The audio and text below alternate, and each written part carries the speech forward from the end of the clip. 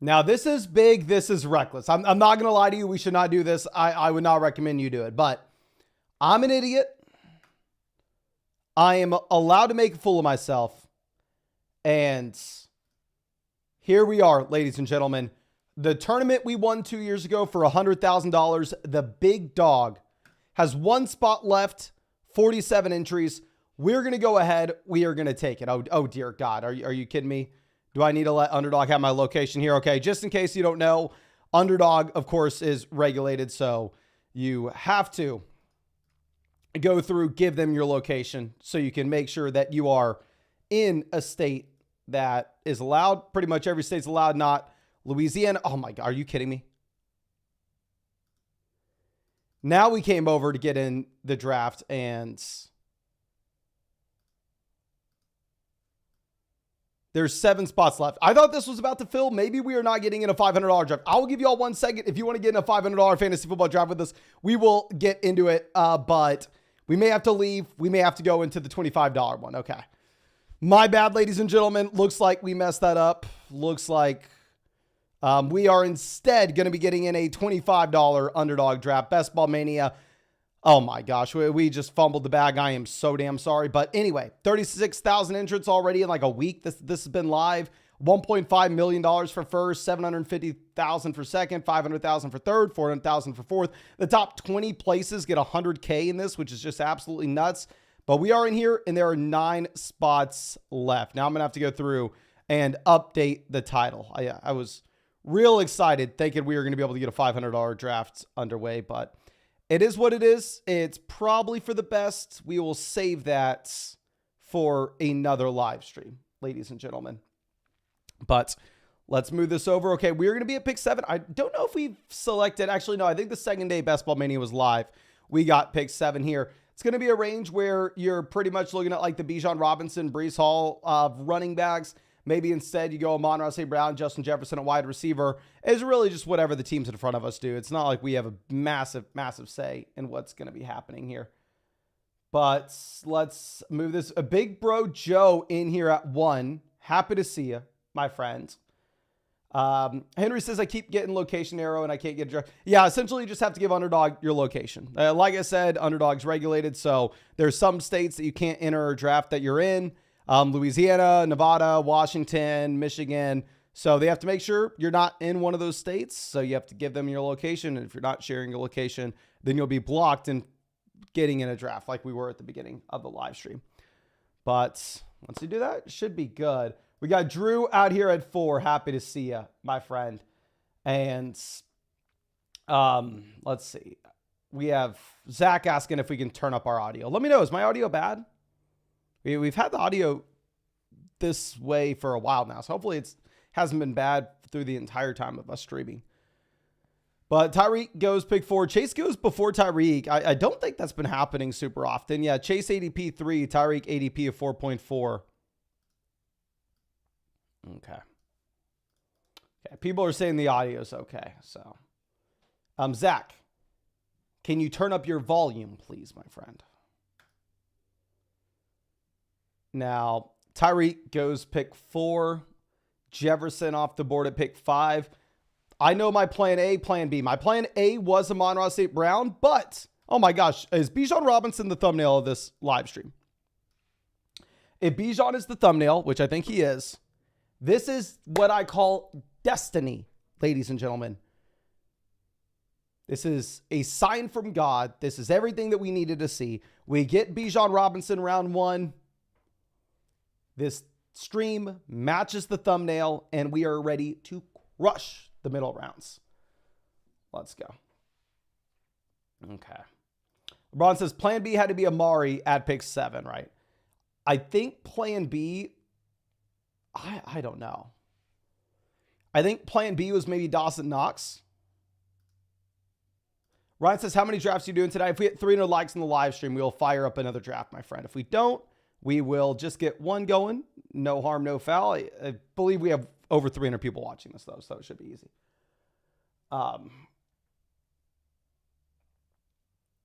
Thaddeus says, how do I get in a draft with you? So, are you already on Underdog? is if you're not already on Underdog, click the link in the description, click the link in the live chat, click in the comment section. You can literally find it everywhere. These are best ball drafts to no time commitment at all during the season. And yeah, so I draft hundreds of teams every offseason. That's how I won $150,000 on Underdog 2 years ago. And yeah, if you use code FLOCK on Underdog, they're going to match your first deposit dollar for dollar up to $100.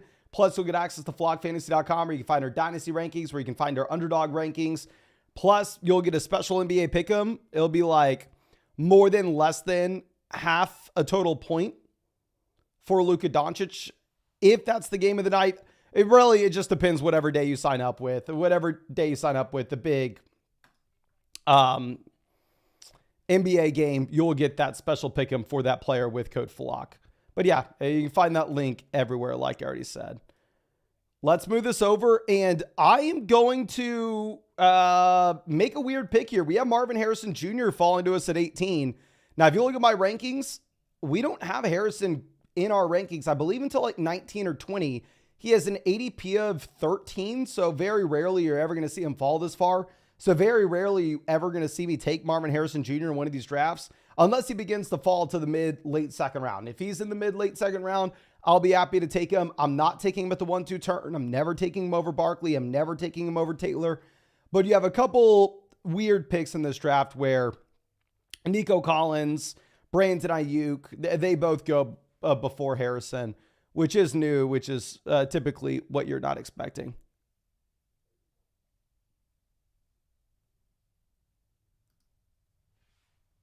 Debo goes 22. Okay. Yes, we finally pick Marv. I don't know how often it's going to happen, but I mean, it's also nice to have the well-balanced start through the first two picks between running back and wide receiver. Yes, we are live. I know the thumbnail was Bijan, and we get pick 7. Someone call it a team of destiny.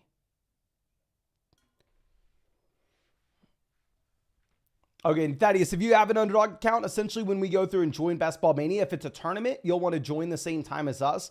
If it's going to be a private draft on Underdog, then we'll send the link to the private draft in the live chat. But if it's a tournament, it doesn't guarantee that you get in our draft with us. You have to just be really quick to the live stream. So I'd make sure you have the notifications on for YouTube. Just hit the bell next to the subscribe button so you know when we go live. But Josh Allen goes off the board at pick 30. I don't want to say anything here at 31. The team before us goes Josh Jacobs. So I'm going to go ahead. I will take Sam Laporta. I'm surprised the team in front of us didn't when they had him on St. Brown, so they could have potentially set up the Detroit Lions double stack. But I think Laporta, honestly, I know this sounds crazy. I think he can compete with the wide receivers in this round in terms of raw fantasy points. It wouldn't be the most surprising thing in the world to me if Sam Laporta actually outscored Michael Pittman Jr. And to be completely honest with you, once we get past about tight end 12, they're all gross. I have no idea who to pick. I don't want to be taking multiple guys at the end.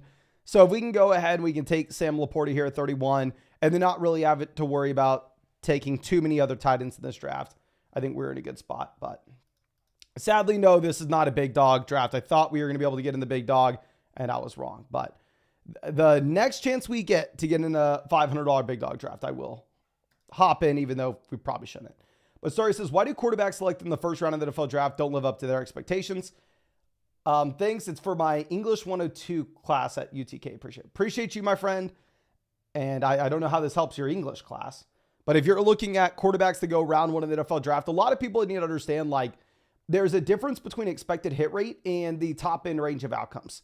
So you could look at a team taking Bo Nix at pick 12, like the Denver Broncos, and the Denver Broncos coaching staff, front office. I'm not saying this is right or wrong, but I'm just saying what the overall thought process is.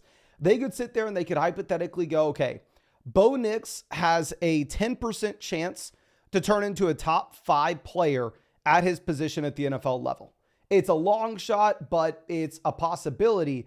And they instead can look at, say, Brock Bowers, and they can go, okay, Bowers maybe has a 25% chance to turn into a top 5 player at his position at the NFL level. Well, even if the non-quarterbacks are more likely to hit that breakout, what you're going to see a lot of times is you're going to see the NFL team decide to go through and they are going to decide to take the quarterback, even if they have a lower expected hit rate, because when they do hit, and if they do hit, it changes your franchise forever, right? Where you do have just the most important position on the football field. So you'll see teams take a shot on quarterbacks that maybe have a higher projected bust rate, if that's something you can try to figure out. Just because if they do hit, it's way more impactful than if you draft a running back round 1 and it hits. You know, you draft Ezekiel Elliott, top 5 in the NFL draft. You draft Saquon Barkley, top 3 in the NFL draft. Yeah, you know for a damn fact that the running back's going to be good, but at the end of the day, even if 90% of the time he's good, is it better than a pick where of a quarterback where 50% of the time there he's great?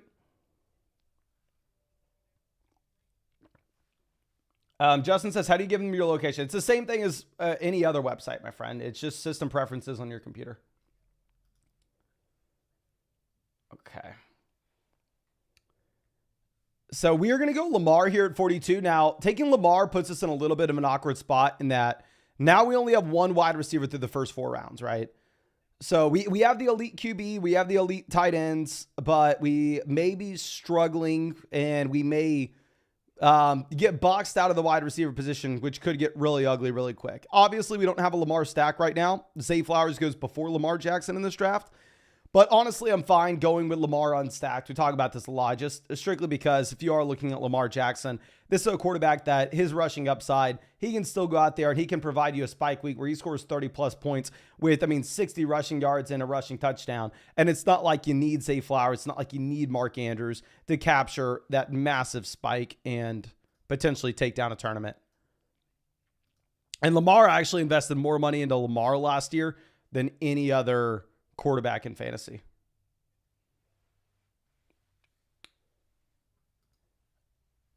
John says, how do you check how many drafts you've done? I'm sure I'm close to live. I have no freaking idea, my friend. Travis says, this is my favorite team of yours so far. Okay. Don't speak too soon.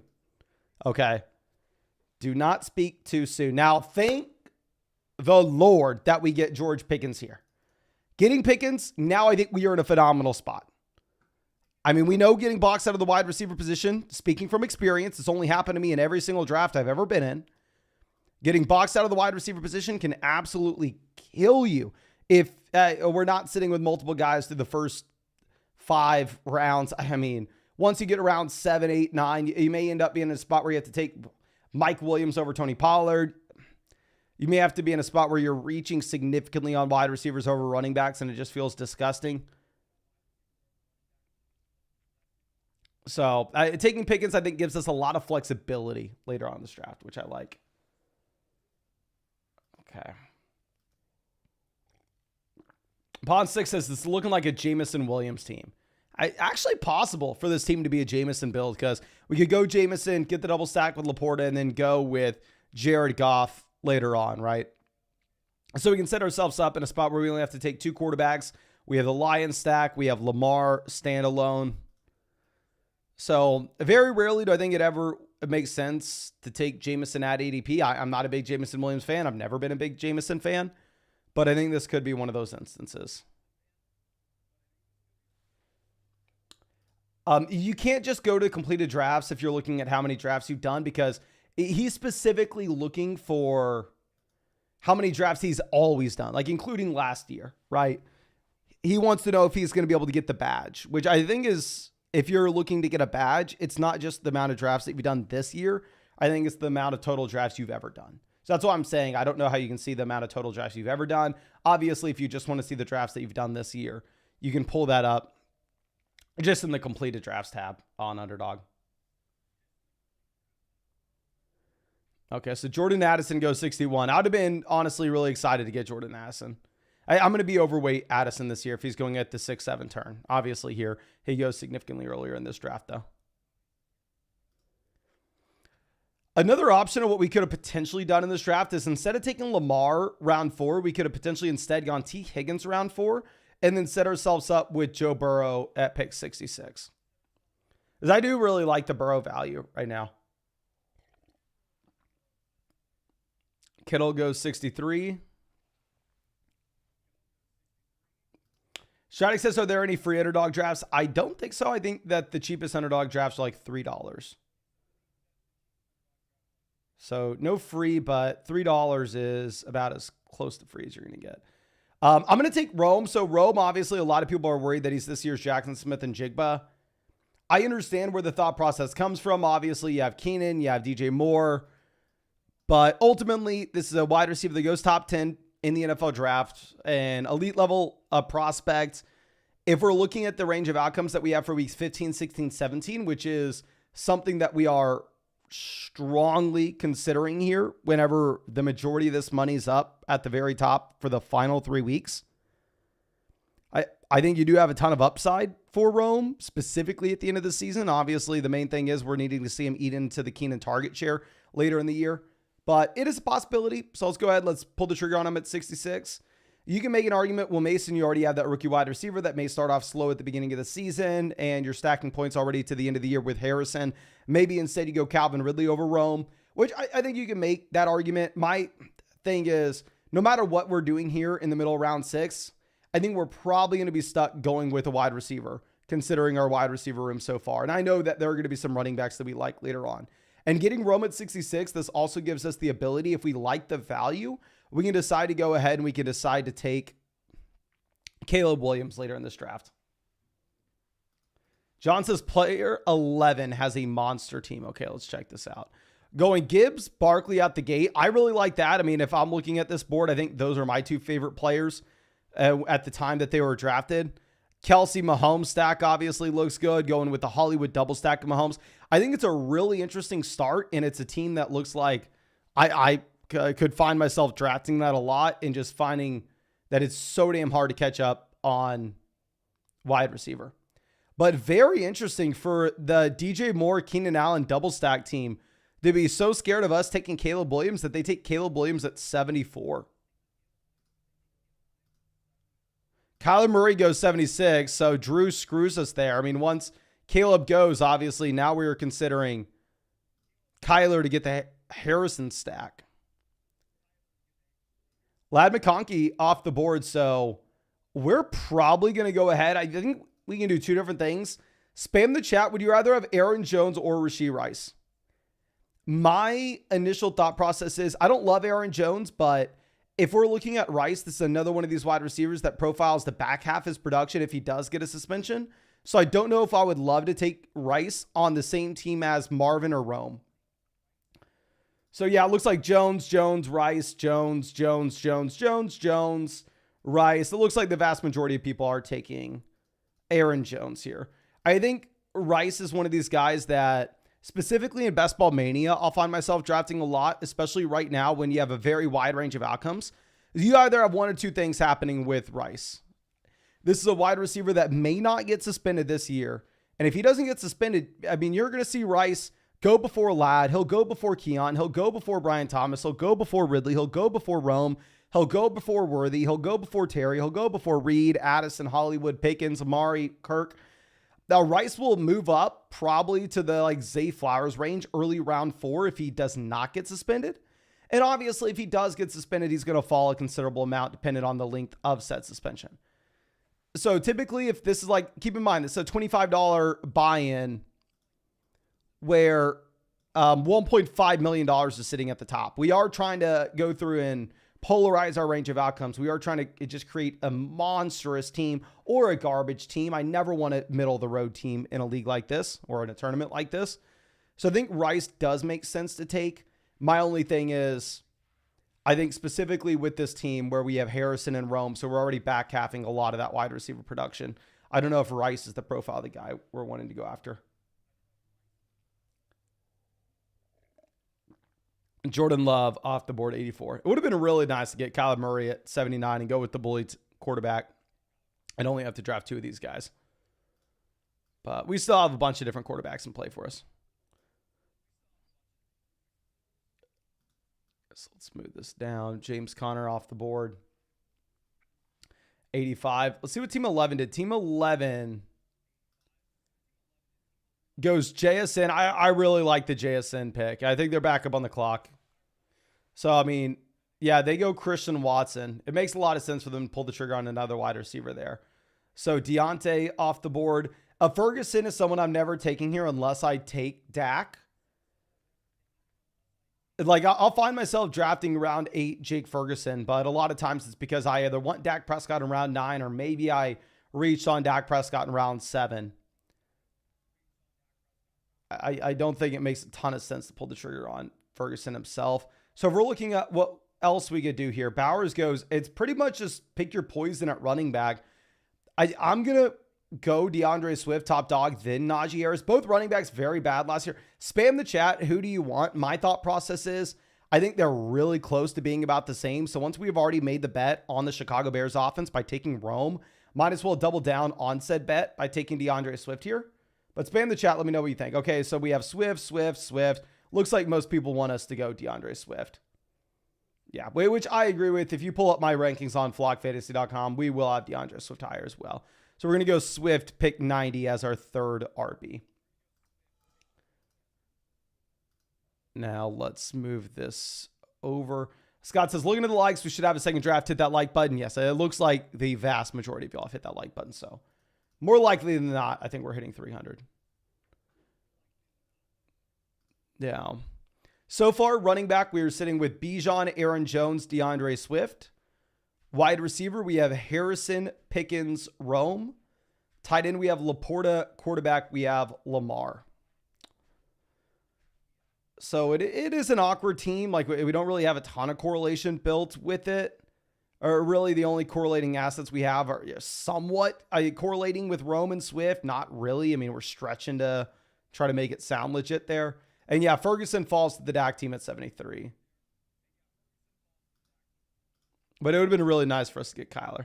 Let's move this back around. So, like I said, I think Jameson is in play for us here, which a lot of times he's not. But I mean, if we really wanted to go Jameson, we could pair him up with Laporta and then go with the Jared Goff double stack a little later on. Eckler off the board to pick 100.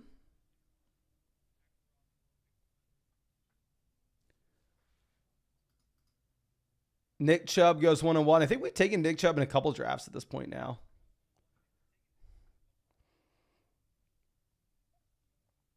This team went Zach Moss with their last pick. They go Jonathan Brooks. So I don't love them. I'm not going to take him very often at all, but in a league specifically where we probably need another receiver, we just had a massive run on running backs where we're looking at over the past 2 rounds. Since pick 89, you had 1 wide receiver going, and instead you had 1, 2, 3, 4, 5, 6, 7, 8, 9 RBs. I think this is one of the very rare instances where we take Jameson, we put ourselves in the situation where we can go ahead and we can get the double stack with Jared Goff later on. Maybe we stretch and try to sell you on the fact that, oh, now we're going to have a week 17 matchup. We're going to have a week 16 matchup between the Bears with Roman Swift and the Lions with Jameson and Laporta. Maybe we try to make up some nonsense like that. In reality, hopefully Jameson can give us some spike weeks. I'm going to be lower on him than the majority of people. What's funny enough, and I say this with all honesty, right? I mean, y'all know I've trolled about Courtland Sutton for years. I've hated Courtland Sutton's price in fantasy for years. This season, if I'm looking at the wide receivers in particular, in rounds 8 and 9, we're looking at Christian Watson, Deontay Johnson, DeAndre Hopkins, Mike Williams, Jameson Williams, Curtis Samuel, Courtland Sutton. The Tyler Lockett.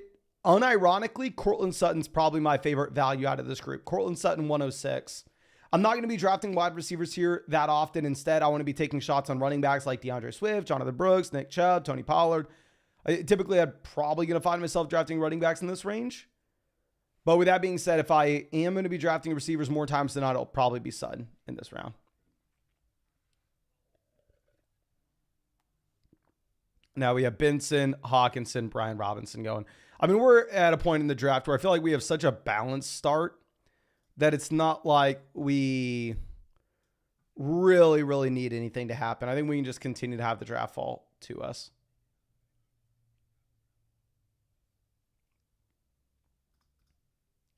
That team goes 80 Mitchell. They took Anthony Richardson. It's a no-brainer pick for them to go Mitchell.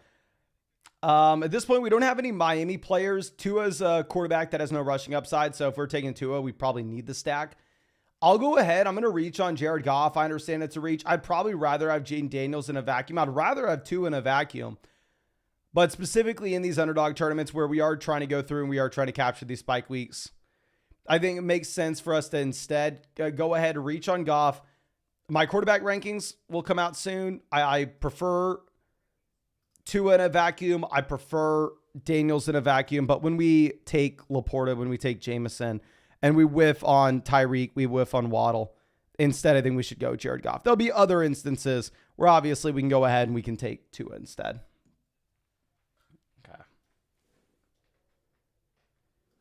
Mitchell says, hey, Flock, would you want to grade some of my drafts? I have over 100 teams. Yeah, I mean, we go through and we break down teams all day for new members of flockfantasy.com. So if you sign up for flockfantasy.com and use code FLOCK, and make sure you just send your team over to me. I'd be super happy to make a podcast breaking it down for you, my guy.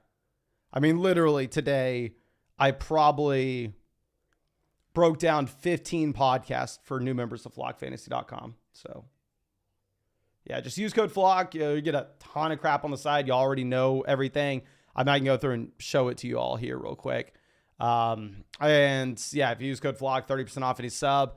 Plus, yours truly will break down your fantasy football team in a podcast, whether that's an underdog draft, a dynasty team, whatever the hell you want. Okay. Now, Jaden Daniels off the board, 123. Really like the value of Daniels here based off the rushing upside he has. And also, I think he's in a pretty good spot with all things considered going over to Washington compared to what most quarterbacks see as their situations going in top 3 of the draft.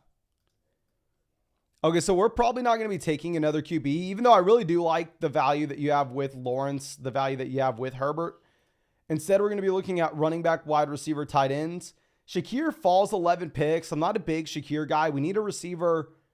We get 11 picks at ADP value. You have a ton of targets available with the departure of Stephon Diggs, Gabe Davis. So we'll probably go ahead. We'll probably take Shakir. I think in this range, I'm not going to be drafting much of them. There are a few other names on the board that I think interest me a little bit more, but it is what it is. Getting another depth wide receiver, particularly in a good offense that hopefully has some touchdown upside, can be fine. Enemy of Cruelty says Shakir has some of the best separation ability. I know Shakir has like a little cult following. I know a lot of people are excited about Shakir and just think that he needs his chance, which, I mean, I understand where y'all are coming from, but I don't know. I think it's very, very tough to sit here and make a strong argument that Shakir is some top level option. I think the reality is it's a thin wide receiver depth chart in Buffalo with one of the most pass happy offenses in the NFL with what should be a ton of volume. So I don't want to make some strong argument for the guy, but let me go ahead and do that. Okay.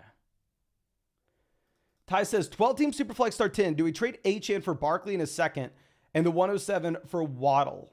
The 107 is going to be like Rome or McCarthy. So, I mean, only if you're a strong contender. And then Achane for Barkley in a second. Yes, I think you can go ahead and make your... I think, honestly, those are both very fair price points. I think, honestly, it really does come down to you.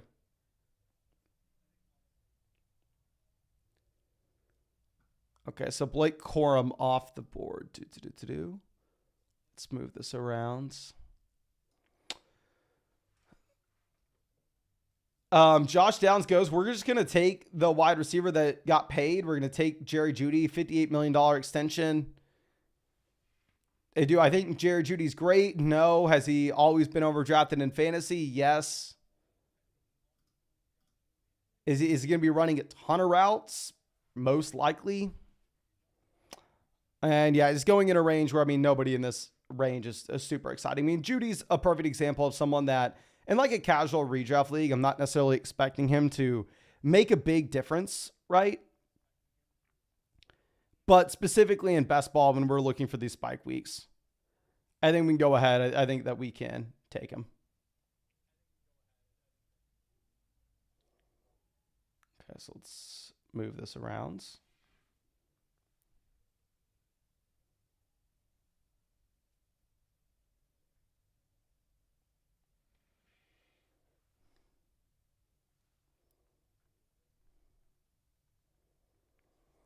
Okay, we have Ray Davis. I know a lot of people are really excited about the possibility of Ray Davis having a lot of touchdown upside currently.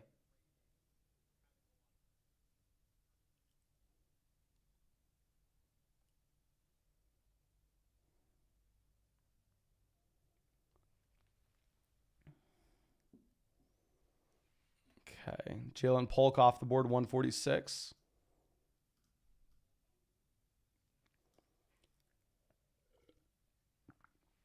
Rodgers definitely not in play for us. I mean, if we were to take a third quarterback, which is most likely not happening, it would be in around 17, 18, right? I mean, there's just no argument to take the third quarterback anytime soon. I think we're a lot more likely to take the third tight end than we are the third quarterback.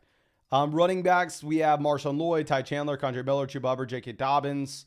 Wide receiver, Dontavian Wicks, Michael Wilson, Roman Wilson. And tight end, we have Luke Musgrave. What volume did Musgrave have last year? 46 targets going into year 2. I think we go ahead and take him. If I was going to do anything else, instead, I think we probably go Michael Wilson and we just continue to build around the Arizona offense with Marvin Harrison and Michael Wilson and make a bet that we have a big Kyler bounce back this season.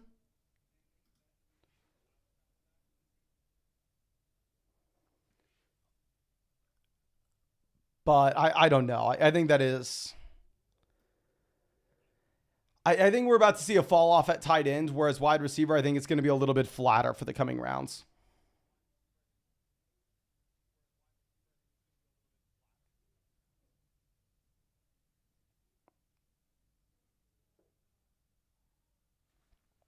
Okay. So let's move this down to.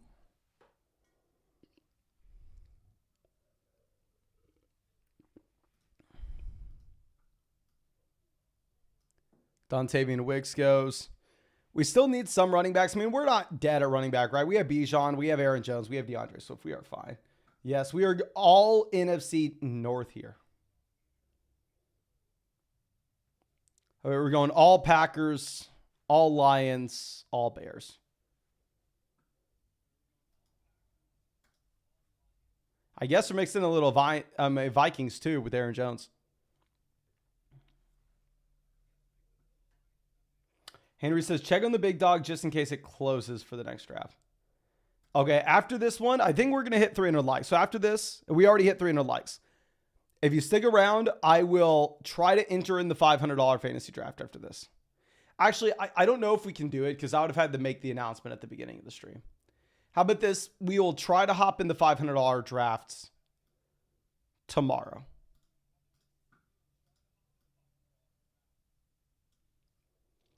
We actually may get Michael Wilson falling to us to pair up with Harrison, but nope, does not happen. He goes at 160. We're not looking at quarterback here, as we already mentioned. K. Dot off the board. We'll go ahead. We'll take Marshawn Lloyd. I know we talked about him previously, saying that we really didn't like his ADP, but here he's fallen since the NFL draft. Now you're down to pick 162. He went round 3 of the NFL draft. You make an argument, okay, well, if anything happens to Jacobs, Marshawn Lloyd's the guy. The reason I was saying I previously didn't like his ADP is I think you're looking at Lloyd and saying, okay, well, even if you, I don't know, get a Josh Jacobs injury, you could still potentially be in a spot where Marshawn Lloyd all of a sudden splitting the backfield with A.J. Dillon, right?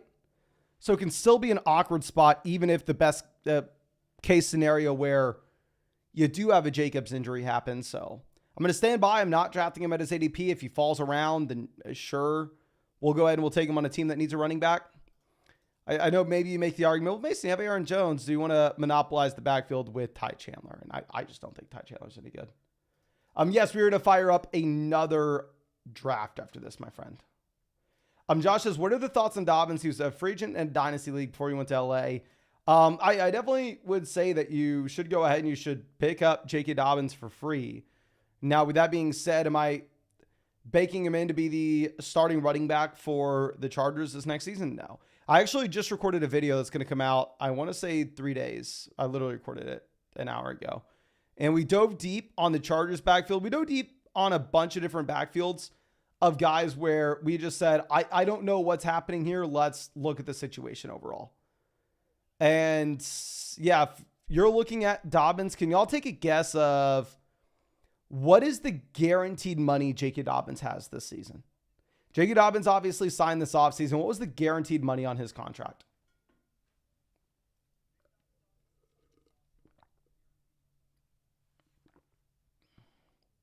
So please let me know. Deshaun Watson goes 172. Obviously, we want to see as many quarterbacks get drafted. Alex says 3 mil. Chris says 3 mil. Cameron and Anglater, y'all know, 50,000. Obviously, not saying 50,000 is not good money, but for an NFL player, 50,000 is not good money. So yeah, I mean, I'm not sitting here thinking that Dobbins is super likely to be the starting running back for the Chargers. Gus Edwards got, I want to say almost 3.8 million guaranteed. Though we're going to go ahead. We're going to take Isaiah Likely. Full transparency. Am I a super big fan of the Isaiah Likely ADP? No, I am not. Do I think Isaiah Likely is a little overvalued? Overrated in general from a real life perspective? Yes, I do. But I think a third tight end makes sense with this build. And we took Lamar Jackson, right? So, might as well go ahead and just make the pick from a roster construction perspective. So now quarterback, we're sitting with Lamar stacked with Isaiah Likely. We are sitting with Jared Goff double stacked with Sam Laporta, Jamison Williams. Running back, we have Bijan Robinson, Aaron Jones, DeAndre Swift, Marshawn Lloyd. Wide receiver, we have Harrison, Pickens, Rome, Jameson, Shakir, Judy. Don't love the team. Don't hate the team. I think it's a very well-balanced roster and a decent construction overall. I just don't think we got any crazy values or we built a team that nobody else is going to be able to match, right? So I think from this point, we're going to take one more running back, and this is going to be a 2-5. We're going to take one more running back and 2 more receivers. It'll be a 2-5-8-3 build. But I think we're going to take this next player, and then we're going to hop into another draft after this one. I don't know how long we're going to be sticking around in this. Okay, Malachi Corley goes. Justin Fields off the board. I don't want to say too much until we're on the clock. Okay, it does look like Odell's getting drafted in every draft now. At least pretty much. Demario Douglas off the board, 184. Jalil goes, we're going to take Roshan. I definitely think that the Chicago backs are the most intriguing. And as I've said a million times now, I think that the Bears are completely out of Khalil Herbert. So I guess we will monopolize the Bears backfield with DeAndre Swift and Roshan Johnson, or at least pretend to monopolize it. Then all of a sudden watch Khalil Herbert absolutely dominate next year. So let's go ahead. Let's get in another Best Ball Mania draft, ladies and gentlemen. $25 buy-in, $50 million prize pool, 36,000 entrants through the first week that this has been live. And yeah, just an crazy price structure. I freaking love this price structure. But yeah, 10 spots open in this draft if anybody wants to hop in with us. Now there are 8. And let me pull up the other draft on our phone so we can finish it out there. And I'll let y'all know who we take round 17 and round 18. 3 spots, 2 spots left.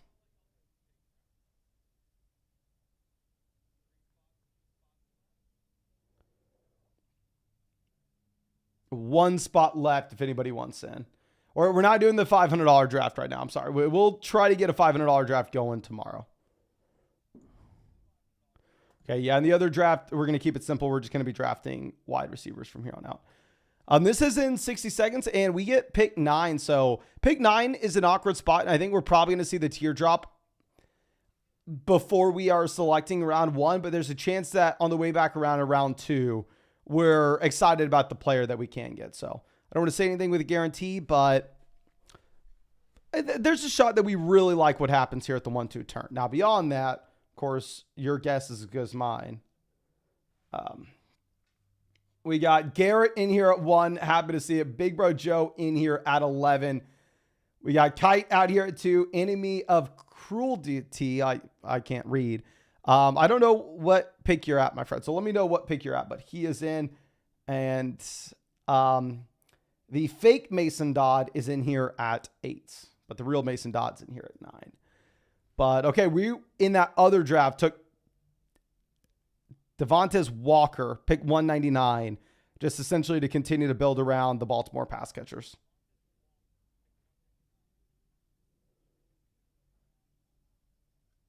And then I think I know what round 18 wide receiver we found that we're going to be reaching for in a lot of these drafts.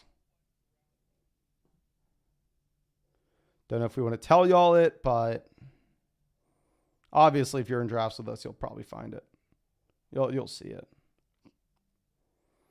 Okay, so Tyreek Lamb both off the board. Interesting to see Tyreek at 1 in this draft. I mean, Tyreek Hill went 4 in the other.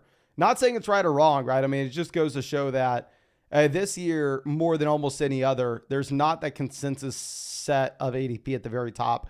And it's kind of just go get your guy, call your shot. Which, I mean, what I would say, if you're wanting to draft a lot of these underdog teams and you're not just looking to draft like 1 or 2 for fun, if I'm at the very top of the draft, like ADP 1 through 3, typically you should try to get a little bit of exposure to everybody, right? Which is why it's not super valuable for me to spend a lot of time explaining my rankings 1 through 5, because a lot of times I'm just going to take whoever's highest according to ADP. That way we can get a well-balanced portfolio of those options. Where in the middle rounds, it's more so where we're going to call our shots and mix our exposures. Here, I don't know what to do. I have Puka ranked higher than the other wide receivers here, so we're going to go ahead. We're going to take Puka. I would have way rather had Breece Hall make it to us, of course, but it is what it is. You can't have the perfect setup in every league.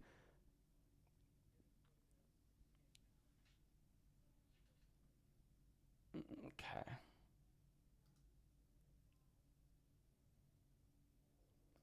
Drew says he's like picking at 10 and 11 right now. The thing is, I think once you see Breece Hall go off the board, picks 9 through about 15 are all about the same. So yeah, I would agree. I'd probably prefer pick 11, pick 12, if it means we get Barkley, if it means we get Taylor on the way back around. Round 2. Now that we are not getting Taylor, now that we're not getting Barkley, I really don't like what we have here. And I am always extremely hesitant to do this on the live stream because I know a lot of people are going to freak out. A lot of people aren't really going to understand it. And they're just going to think, Mason, you're an idiot. Of course, Deebo Samuel's not going to outproduce Drake London. Of course, he's not going to outproduce Brandon Ayuk. Of course, he's not going to outproduce Devontae Adams. And it's a completely fair sentiment, right? And I'd probably agree with you. Yes, Deebo Samuel, more likely than not, is not going to outproduce the wide receivers at the top of ADP there.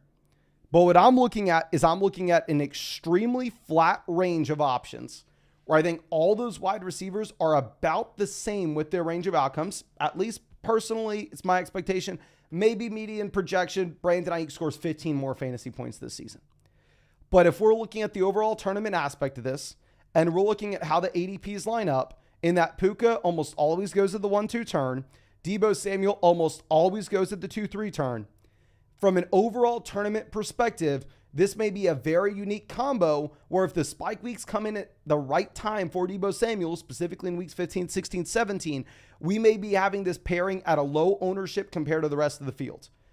So the only time I'm ever doing this and I'm reaching to try to create a unique pairing is one, if I think we're reaching on a player past ADP that's in a similar tier to everybody else, which I think Deebo Samuel's in a similar tier to Adams, London, Ayuk, Olave, Diggs.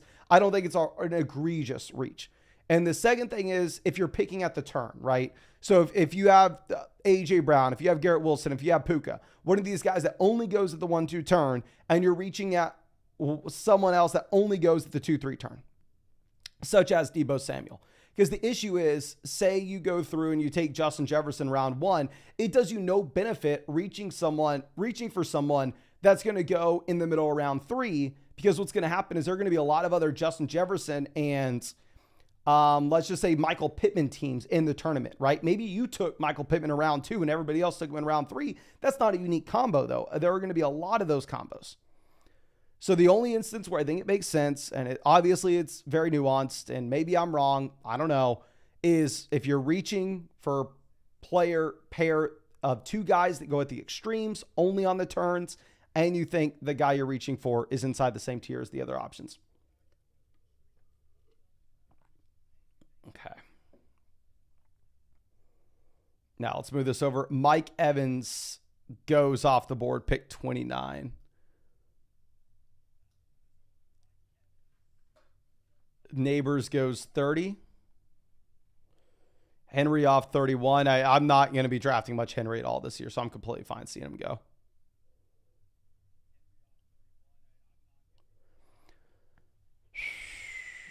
What do we want to do here? We could go Devonta Smith and set ourselves up with a Smith Hurt stack here at the turn. I think we're going to do that because I think Smith, for me personally, back-to-back 1,000-yard receiving season, still young, stepping into his prime. I think that he is a tier ahead of the other receivers for me here, such as DK Metcalf, such as Cooper Kupp, etc. I think Josh Allen, Jalen Hurts, Lamar are in the same tier, at least for me personally. I think Jacobs and Etienne are in the same tier for me personally. So we're going to go ahead. We will take Devonta Smith, 33, and essentially let the board fall to us. And we'll take whoever falls between Jacobs, Etienne, and Lamar on the way back around at pick 40.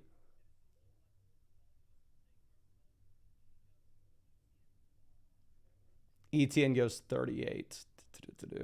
Jacobs goes. So it's going to be another draft where we take Lamar here, ladies and gentlemen. It's a very awkward team. It's a team that I definitely don't think I've seen built in Basketball Mania so far.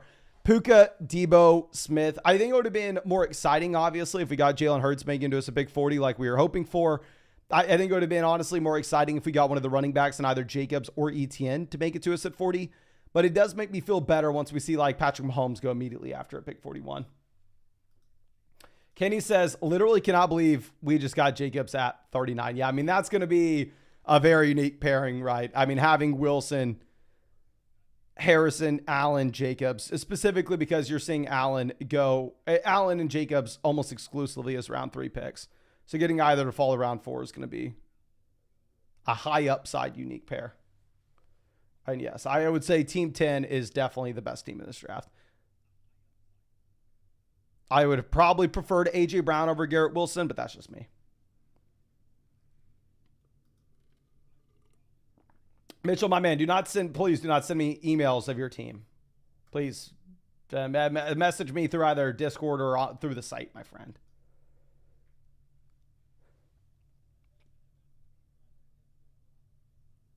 Okay, so at this point, obviously, I mean, we don't really need running backs to fall to us. There are going to be a lot of running backs that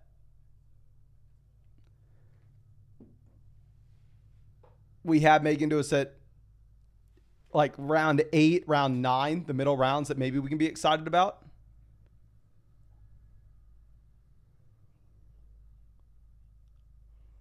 But Pacheco goes 46. So what's interesting to note too is you are seeing these tight ends slowly creep up with their ADP. If y'all remember, right when Best Ball Mania launched, you were seeing Sam Laporta and Travis Kelce go with the 3-4 turn in the majority of these drafts. And it does look like more and more often you have Sam Laporta going at the 2-3 turn now, which is something that back then I thought was going to be a very unique pick if we decided to start taking Laporta at the end of round 2, the beginning of round 3. I didn't think many teams are going to be doing it. And now it seems like it's, I don't want to say standard, but becoming that way.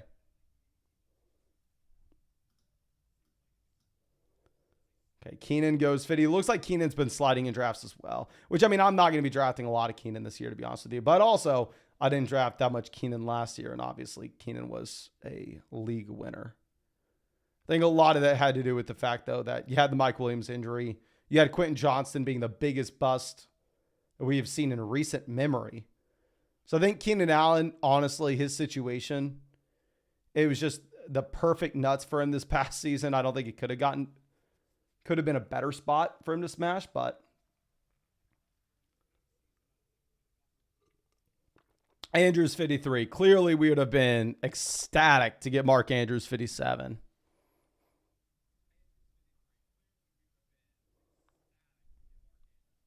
Yeah, if we could have had Andrews, we could have potentially set ourselves up with a 2 tight end build, and we could have had the Lamar and Andrews stack. Let's see what Raj does. As Henry, Amon-Ra, London, and T. Higgins. So consistently just kind of picking whoever's at top of ADP. Yeah.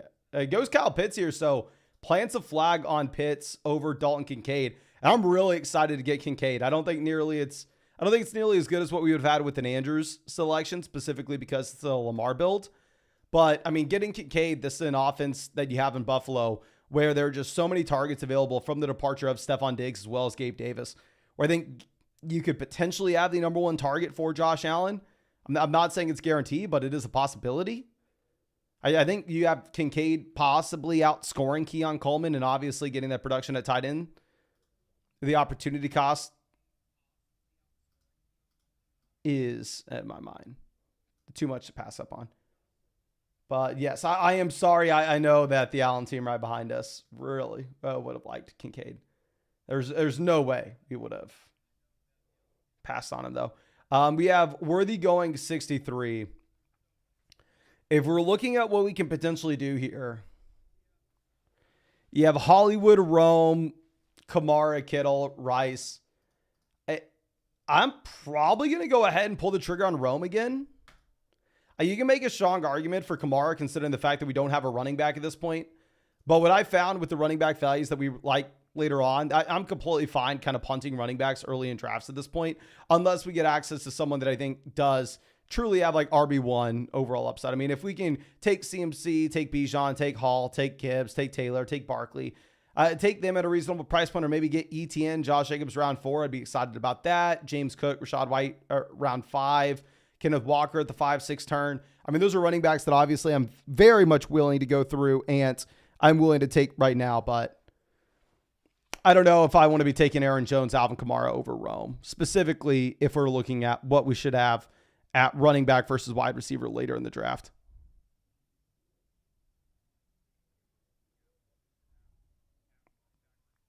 Okay.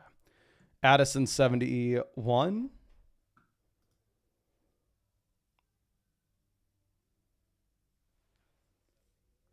Mitchell says Jacobs or Metcalf. I'm probably going to be going with Jacobs if it's a regular fantasy league. Honestly, even if it's an underdog best ball draft, I'm just not a Metcalf guy. So if we're looking at potential stacks for this build, we whiffed on Jalen Hurts, of course. We can't take Allen for Kincaid, but we still have Stafford in play. We still have Purdy in play, and we still have Caleb Williams in play based on the pass catchers that we've taken early on in this draft. Mason says best quarterback value this year. Y'all are going to hate to hear this. And I think it's kind of tough to look at his ADP just because where he goes in drafts is so dictated based off the Waddle and Tyreek teams. But if we look at Tua with an ADP of 110, Tua led the NFL in passing yards last year. Now, the issue is you're never really taking Tua unless you take Tyreek, unless you take Waddle specifically because Tua has no rushing upside. So I can say that in a vacuum, like, oh, I think Tua is the best value, but I'm not going to find myself taking an insane amount of Tua. Okay, John, I'm sorry, my guy, you are about to get muted. I'm sorry.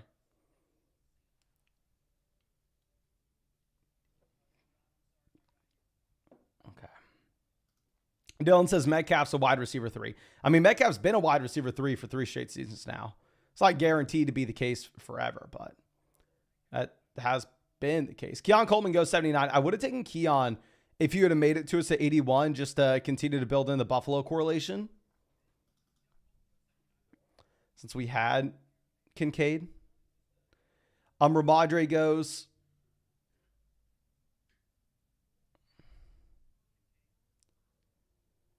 I think we're probably going to reach on an RB here. I know a lot of people are going to want to see Samir White. I honestly don't care too much.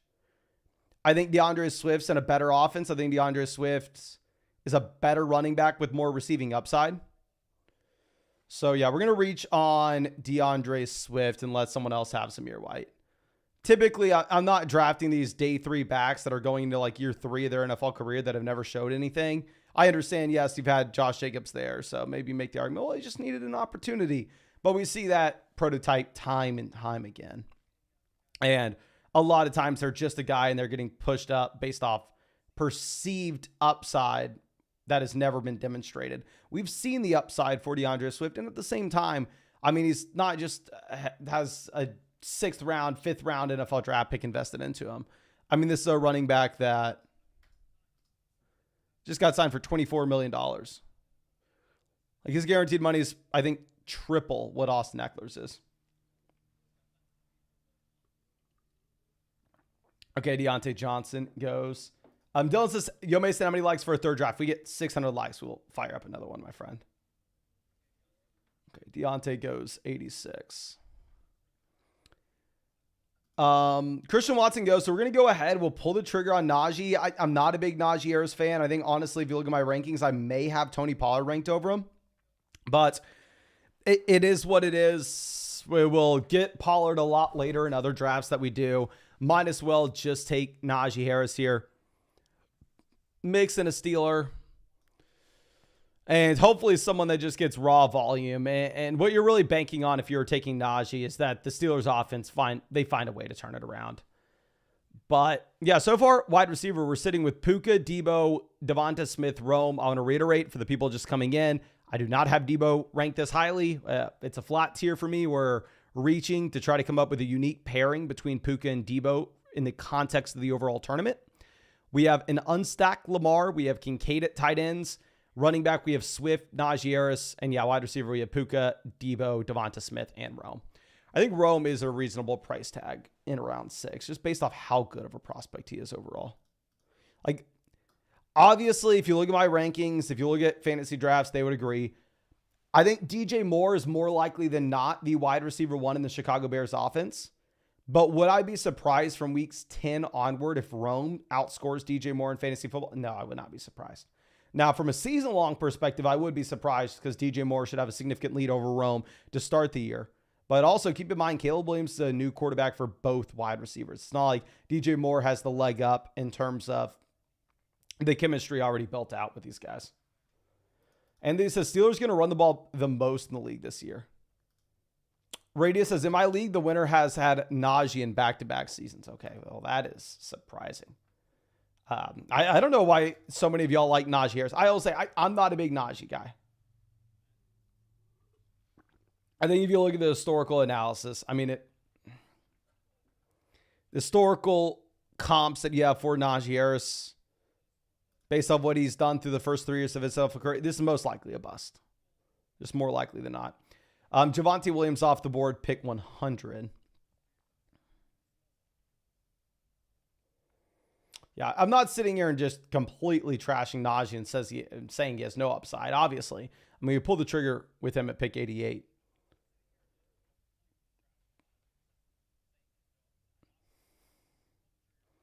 Okay, Jonathan Brooks goes 102. Zach Moss, 103.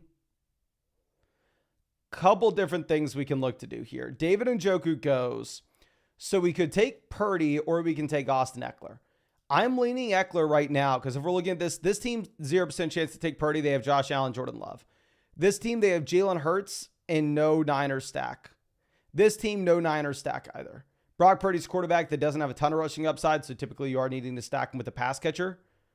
I'm imagining this team for sure goes Curtis Samuel to pair up with Josh Allen. So we're going to take a swing on another dusty old running back. We will take Austin Eckler, 105, under the assumption that if we're looking at this board, we're more likely than not going to be getting Brock Purdy on the way back around to pair up with Debo.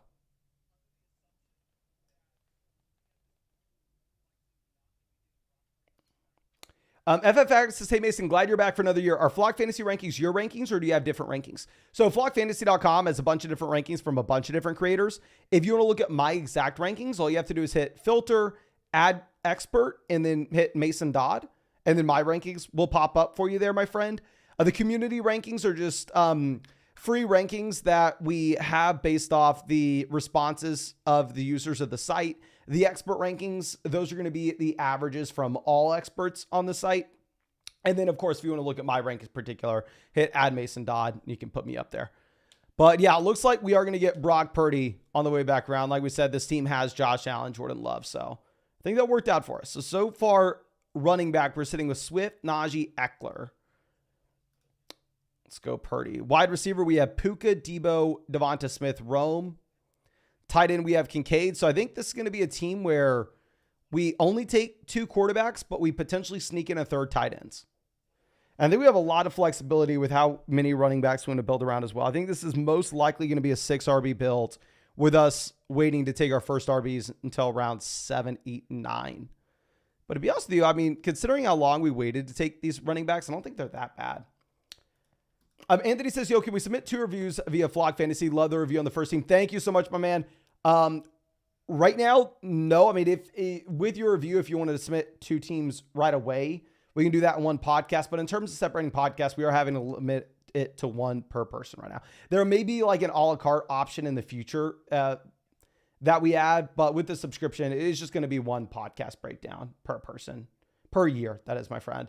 And 44 MSU, I'm always happy to see us going back to our man Bijan this year if I can. How do you like Pitts with the new Cousins and staff? So I want to say a couple different things with Pitts. One, I want to reiterate, other than Sam Laporta, Kyle Pitts had the best rookie tight end season that we've seen pretty much over the past 50 years. Other than Laporta, obviously Laporta comes in and crushes him this year. I want to stay by Kyle Pitts from a prospect perspective was the best tight end prospect we've ever seen. Kyle Pitts is younger than Zay Flowers. Kyle Pitts is a full year younger than Tank Dell. So there are a lot of bullish reasons to be in on Kyle Pitts. You have London, but outside of that, you have Darnell Mooney as the second option. Like, you don't have a ton of target volume penciled in. You have no Jonnu Smith. So there are a ton of reasons to be excited about Kyle Pitts this year. Plus, obviously, the added passing volume that you're going to have with Kirk Cousins. It's a mental block, though, for me to be burned for back-to-back years now with Pitts, to be excited to sign up, to be overweight, and to draft him again. You know? So, I mean, I think a lot of very smart people are going to be drafting Kyle Pitts this season. Am I smart enough to do so? I don't know. Am I dumb enough to do so? I don't know. I don't know. I don't know what the answer is. I completely see the upside case for someone who possibly wants to draft Pitts, though.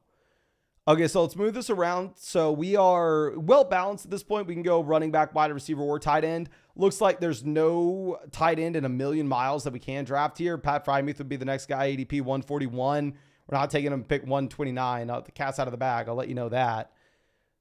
So let's see what these other people do. And if you have not noticed, now in back-to-back drafts, Adonai Mitchell is a falling knife in these. For the love of God, do not be taking him at his ADP of 108. It's fake. I may take him here at 129, 21 picks past ADP, but just make sure you're not taking him at ADP. Okay. And a couple other things that we have to notice is the team right after us has 1 running back in comparison to 7 receivers. So if we pass on RB here, we can assume that they're going to go. I mean, Ezekiel Elliott, Jerome Ford are most likely going before our next 2 picks. If we're looking at our wide receiver room, between A.D. Mitchell, Joshua Palmer, I think Palmer is a higher median projection. Y'all know I was very much anti-A.D. Mitchell going into the NFL draft. Him as a round 1 NFL pick. That was a little bit crazy. I still don't love the guy. I think he's a number 2 option in a low volume passing attack. So I don't know if we want to be drafting him, but if we are just chasing the highest potential upside, specifically for weeks 15, 16, 17, I think he's probably a player that we want to be going with in comparison to some of these other options, such as Joshua Palmer, Jahan Dotson, Gabe Davis, Jerry Jeudy. We kind of know who these guys are at this point, right? Joshua Palmer should have a higher median projection than what you're going to get with A.D. Mitchell. Gabe Davis should have a higher median projection than what you're going to get with A.D. Mitchell. But if we're just looking for raw upside, I think maybe instead we're going to go Mitchell. Another thing that we could look to do is we could look to possibly draft Josh Downs here, create the correlation in that Indianapolis Colts passing offense, yada, yada, yada. I don't necessarily know how exciting that would be. I kind of feel like the Josh Downs ADP is fake and there's going to be another guy that falls. So instead, I think we're really looking between Brandon Cooks and Jerome Ford with this pick. If I'm taking Brandon Cooks, though, I think there are going to be a lot of other drafts that it makes more sense where we took Dak Prescott earlier on. And you know there are going to be a lot of other drafts where I just get absolutely screwed at wide receiver and I'm trying to play catch up And I can see myself taking Brandon Cooks in this range for a couple different reasons all offseason. So might as well mix in a Jerome Ford pick here, especially in a 0 RB build where we don't take our first running back till round 7. Where, I mean, if Nick Chubb does struggle early on in the season with an injury, then maybe we get some cheapo points from Ford. But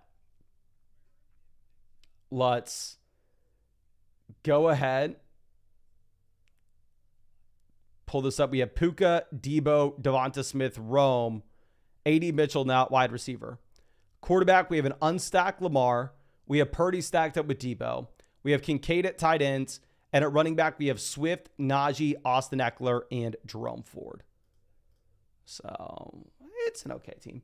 Brian, happy to see you, says, if you want a good laugh, check out the cinematic Dynasty video I made on why my team sucked enough during the 101. First ever Dynasty video. Okay, let me see if I can find this, my friend. Brian Gauntlet. Okay, I don't know if you're a pin connoisseur, my friend, because I type in your name on YouTube, and the first 2 suggestions are Brian Gauntlet pin collection, and then Brian Gauntlet favorite pins. So if you're not a pin connoisseur.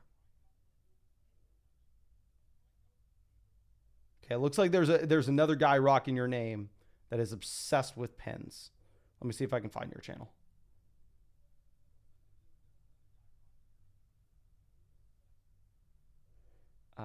Channel 98 subs. Okay, I got it, my friends. I am saving to watch later. If I knew how to share audio on this live stream, we could possibly watch it on the stream, but there's 0% chance I can figure out how to share audio of a stream. But excited to watch it. I promise you I'll watch it right after this. Angletter says Ford is Cleveland's RB1. If you look at Chubb and if you're looking at Ford, they're priced so close that it is possible. I think that it's probably a split backfield early on in the year. Maybe Ford is the RB1 early in the season. But if you are drafting for weeks 15, 16, 17, I think maybe would be a little more excited about Chubb for that final stretch. Okay, we are running back, wide receiver, tight ends again here, ladies and gentlemen. When we wait this long for our second tight ends, we're more likely than not going to be taking 3 of them.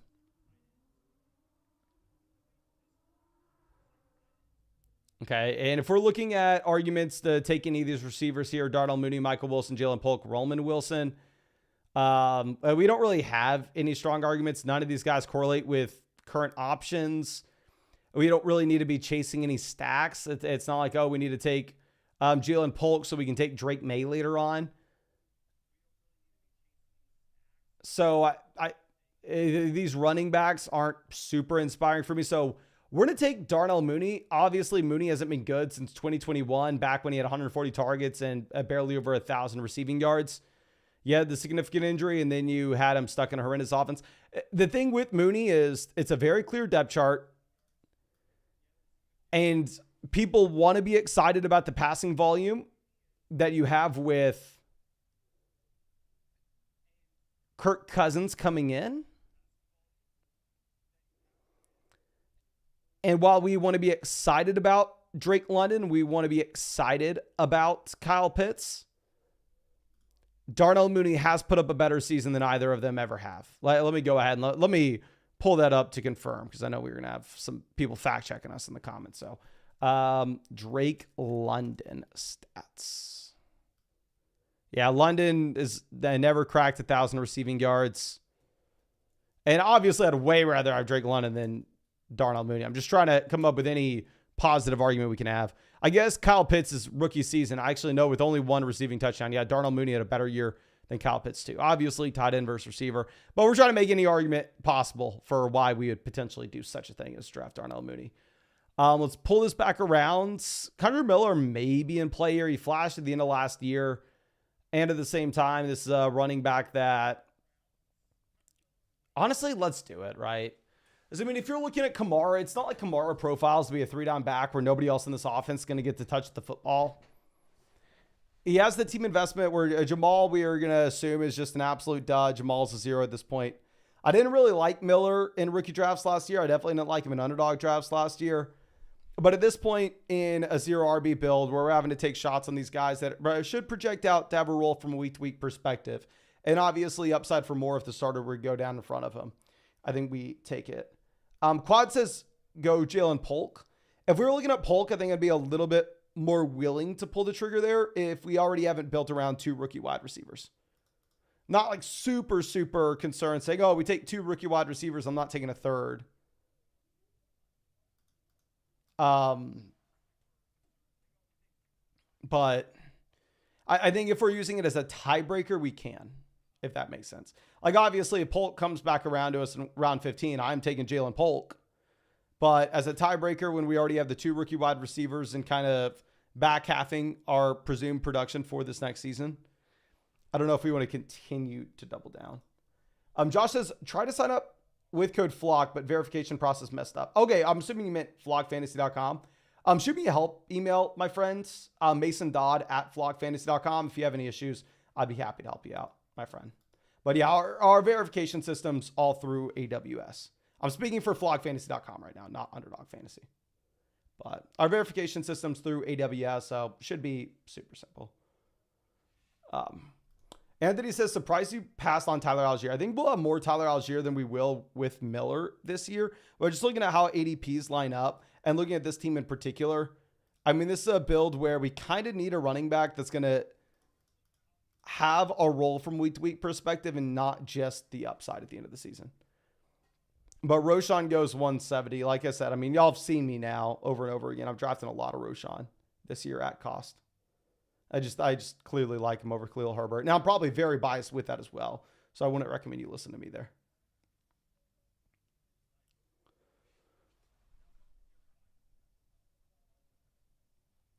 Okay, Isaiah Likely goes 171. Likely was in play for us, considering the fact that we did take Lamar. Antonio Gibson was in play for us as well. I just think for a 0 RB build, he's a very similar running back to Miller, where he's going to have a role from week to week perspective and upside for more if the starter were to go down in front of him. So I probably will find myself drafting a considerable amount of Antonio. Taylor says, I got a Texan mega stack for best ball. Stroud, Diggs, Collins, Dell, Mixon, Schultz. I'd imagine it's fun to build, my friend, but at some point, because you have to think about the raw upside that you can have in week 17. How many Texans can fit into your lineup? 1, 2, 3, 4, 5, 6.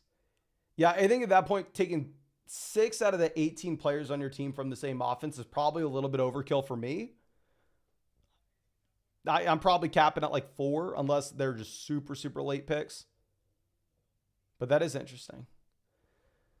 Okay, so now we are on the clock again. If we decided to go with another running back, it will be the last running back that we draft. I clearly like Jaleel over Rashad Bateman, full transparency. But I think we go Bateman. It will give us an option to take a running back if we like later on at a value. Bateman is the one potential pairing that we have left with Lamar. But this is probably a team now where we are done drafting wide receivers. We're probably done with Puka, Smith, Debo, Rome, A.D. Mitchell, Darnell Mooney, Bateman. We probably want to be taking 6 RBs and 3 tight ends. So we probably want 2 more tight ends and 1 more running back. Drake May goes, great for us to see all these quarterbacks go, of course.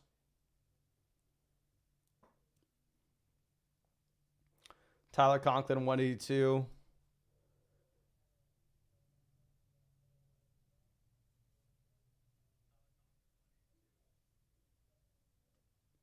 Noah Fant goes. So we're going to take Jaleel. Jaleel almost was our guy in the last round. I mean, another running back that's in an ambiguous backfield where it's very difficult to figure out exactly what's going to be happening between the split of him and Javonte. Junior Van Gundy says, you helped me win over 25,000 last season. My guy. Congrats. That is insane. Let me know how this happened. I mean, I don't know how I helped you. I wasn't drafting Puka. I wasn't drafting Kyron Williams. So I would say you did that yourself, my friend. That is phenomenal. Congrats. Brian says he saw Junior Van Gundy get first. What tournament did you win on Underdog? That's incredible. Yeah, let me know. Matt says, Mason, does your draft strategy change at all when you do the $500 drafts compared to the 25? Yes. Typically, if you're going to be looking at the smaller field, you're a little more likely to go slim wide receiver, pick up the extra quarterback or the extra tight ends. And you're not having to think about the absolute highest ceiling possible for weeks 15, 16, 17. And instead, you can lean a little bit more with the median projection than rather just going with the best case, highest ceiling outcome, because it is going to be a smaller field in the high stakes drafts on tournament. Junior Vangetti says 1 first in the Chihuahua 2. Congrats, my man. Congrats. Josh just sent you an email about verification, Mason. Okay, what I'm going to do, just full transparency with you, I'm just going to screenshot your emails address and send it over to the developers and tell them to manually verify you. But yeah, congrats. That is freaking awesome. But Derek Carr goes 189. Interesting to see Watson falling this far. I'm not saying it's a good or bad thing. It is just interesting to see how far Deshaun Watson has moved down these boards.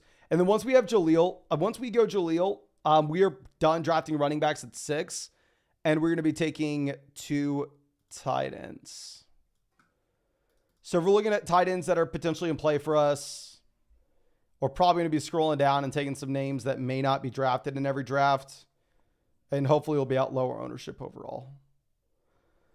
But yeah, it is a gross range for tight ends. What was the Gesicki volume last year? 44 targets. Yeah, Gesicki, 44 targets last year, 55 the year prior. Jake actually had a decent amount of target volume. I guess the issue is he just didn't score any touchdowns. Jatavion Sanders, hook 'em horns, just fell to day 3 of the draft and is in a bad offense. Tucker Kraft, healthy. Luke Musgrave's probably going to be a problem.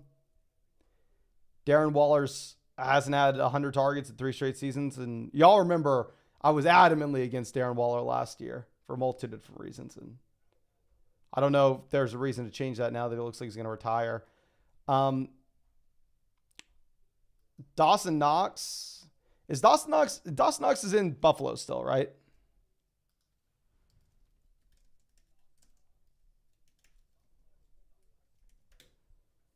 Yes. By the way, if you've not won a considerable amount of money on any fantasy sports platforms before, you have to pay taxes on it. I think it's like up to $600, up to $800, something like that. But you will get a tax form, and the tax bill is not fun. But so yes, J.R. Van Gundy had to pay taxes on that $25K.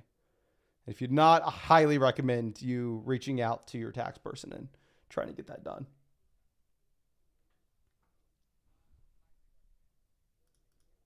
J.R. Van Gundy says did pay taxes. Okay. So Chigo's right before us. We are wanting to take him. Hopefully this Dawson Knox contract will load. What's the situation? Jelani Woods, Greg Dulcich. Oh my gosh, what the hell am I supposed to do? Am I really taking a tight end 2? Am I taking Tucker Kraft? Am I taking Michael freaking Mayer?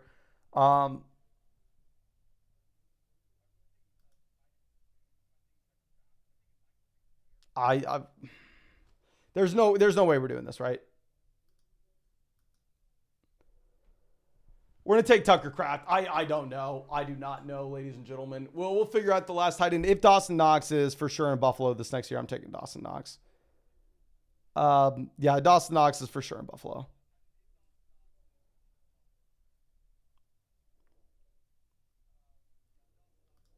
So let's go ahead. Let's queue up. Oh, no, Dawson Knox goes immediately after us, so probably should not have said that out loud. That was to the Allen team, so you could have seen them taking them anyway.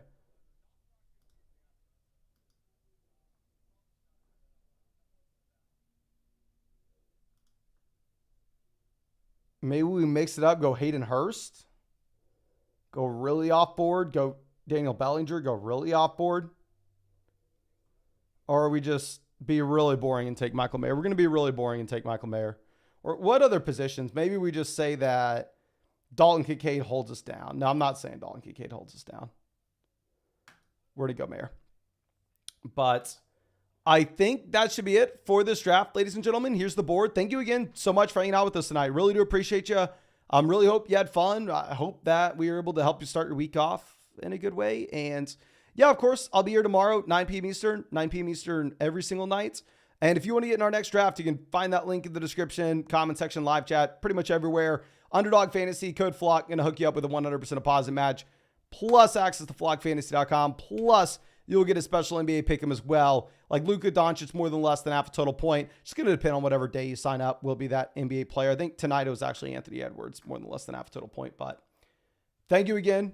Really do appreciate you. Really hope you have a great day, and really hope we get to draft with you tomorrow night.